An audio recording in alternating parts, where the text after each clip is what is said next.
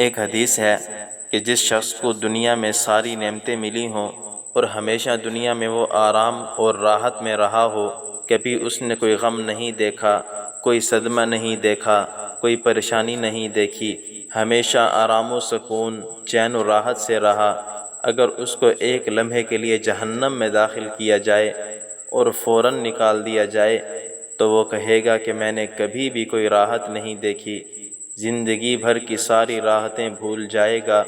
ساری عافیتوں کا نقشہ اس کے ذہن سے اوجھل ہو جائے گا، وہ سمجھے گا میں تو ہمیشہ مصیبتوں میں ہی رہا ہوں، ہمیشہ مصیبت ہی مصیبت میں میری زندگی گزری ہے، میں نے کبھی راحت کا دروازہ نہیں دیکھا، ذرا سا جہنم کا منہ دیکھنے سے اس کا یہ حال ہو جائے گا۔ اور ایک شخص جس نے دنیا میں کبھی راحت نہیں دیکھی، سکون نہیں دیکھا، آرام نہیں دیکھا، جب سے اس نے دنیا میں آنکھ کھولی، غم کے اندر اس نے آنکھ کھولی، غموں کے اندر ہی دنیا سے چلا گیا، آرام اور راحت اس کے پاس سے بھی نہ گزرے، جب اس کو آخرت میں ذرا سی دیر کے لیے جنت میں داخل کر دیا جائے گا تو وہ ساری عمر کے رنجوں کو، غموں کو اور پریشانیوں کو بھول جائے گا، اور وہ یہ کہے گا کہ مجھے تو زندگی بھر کوئی غم پیش ہی نہیں آیا، کوئی صدمہ لاحق ہی نہیں ہوا، میرے پاس سے کبھی کوئی آفت گزری ہی نہیں، میں تو آج تک کبھی کسی حادثے سے دوچار ہی نہیں ہوا، حالانکہ وہ ساری زندگی مصیبتوں میں گزر کر آیا ہے۔ بہرحال آخرت کی نعمتیں بھی ایسی زبردست ہیں اور وہاں کی راحتیں بھی ایسی زبردست ہیں کہ دنیا کے سارے غموں کو بھلانے والی ہیں۔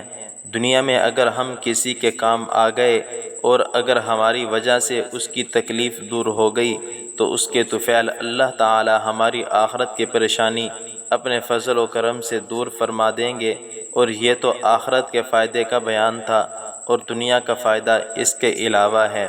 چنانچہ ایک حدیث میں ہے